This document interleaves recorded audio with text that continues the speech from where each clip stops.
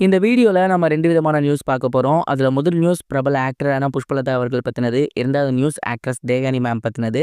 First நியூஸ பொறுத்தவரைக்கும் நம்ம எல்லாத்துக்குமே மிகப்பெரிய ஒரு சோகமான நியூஸ் அப்படின்னு தான் சொல்லணும். தமிழ் சினிமால 70 மற்றும் 80 காலகட்டங்கள்ல நடிகையா கலக்கிட்டு இருந்த ஆக்ட்ரஸ் புஷ்பலதா மேம் அவர்கள் இறந்து போயிருக்காங்க அப்படிங்கிற தகவல் வெளியாகி எல்லோருக்குமே மிகப்பெரிய ஒரு சோகத்தை ஏற்படுத்தியிருக்கு. 1961ஆம் ஆண்டு கொங்கு நாட்டு தங்கம் அப்படிங்கிற படத்தின் மூலியமா தமிழ் சினிமாக்கு அறிமுகமாகி இருந்தவங்க தான் புஷ்பலதா அவர்கள். அந்த படத்தை தொடர்ந்து ராஜபாட் ரங்கத்துறை, பார் மகளே பார், இது மட்டும் இல்லாம கல்யாணராமன் அப்படின்னு ஏகப்பட்ட சூப்பர் ஹிட் படங்கள்ல நடிச்சிருக்காங்க. எம்ஜிஆர், சிவாஜி, ஜெமினி கணேசன், ரஜினிகாந்த் சார், கமல் சார் அப்படின்னு ஏகப்பட்ட கலை நட்சத்திரங்களோட இவங்க நடிச்சிருந்திருக்காங்க. சமீப காலமா இவங்க வயது மூப்பு காரணமா மிகப்பெரிய அளவுல எந்த ஒரு படங்கள்லையும் நடிக்கல. வீட்டில தான் ரெஸ்ட் எடுத்து வந்துட்டு இருந்தாங்க. அண்ட் இந்த ஒரு நிலையில ஆக்ட்ரஸ் புஷ்பலதா மேம் இறந்து போயிருக்காங்க அப்படிங்கிற தகவல் வெளியாகி எல்லோருக்குமே மிகப்பெரிய ஒரு சோகத்தை ஏற்படுத்தியிருக்கு அப்படின்னு தான் சொல்லணும்.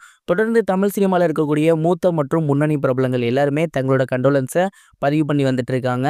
தொடர்ந்து நிறைய திரை பிரபலங்கள் பார்த்தீங்கன்னா அவங்க நேரடியாக அவங்களோட வீட்டுக்கு போயிட்டு கண்டோலன்ஸ் மெசேஜஸ் ஷேர் பண்ணுறதோடு மட்டும் இல்லாமல் மாலை அணிவிச்சு தங்களோட கடைசி மரியாதையை செலுத்தி வந்துட்டு இருக்காங்க.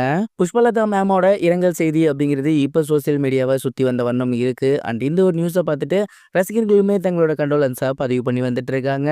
இது ஒரு புறம் இருக்க ஆக்ட்ரஸ் தேவயானி மேம் அவர்கள் சமீபத்தில் ஒரு இன்டர்வியூ அட்டன் பண்ணியிருந்தாங்க. அந்த ஒரு இன்டர்வியூவில் அவங்களோட சினிமா பயணம் பற்றியும் ஏகப்பட்ட விஷயங்கள் பற்றியும் பேசியிருந்தாங்க.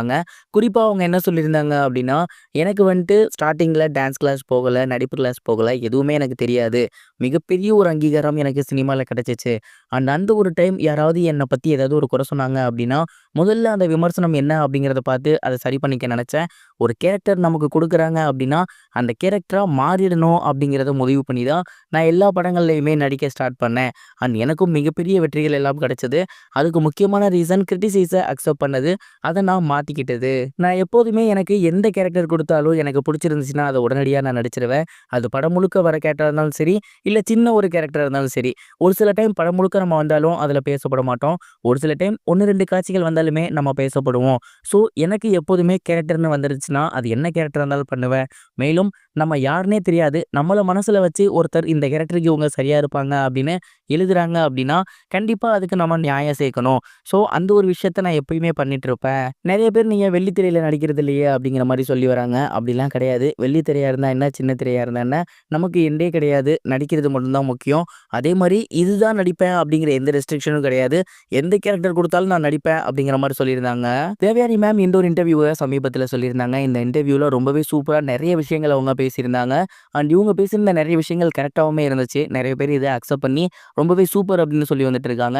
இன்னைக்கு இருக்க நிறைய ஹீரோயின்ஸ் இந்த மாதிரியான விஷயங்கள் பண்ணுறதில்லன்னு எனக்கு தோணுது.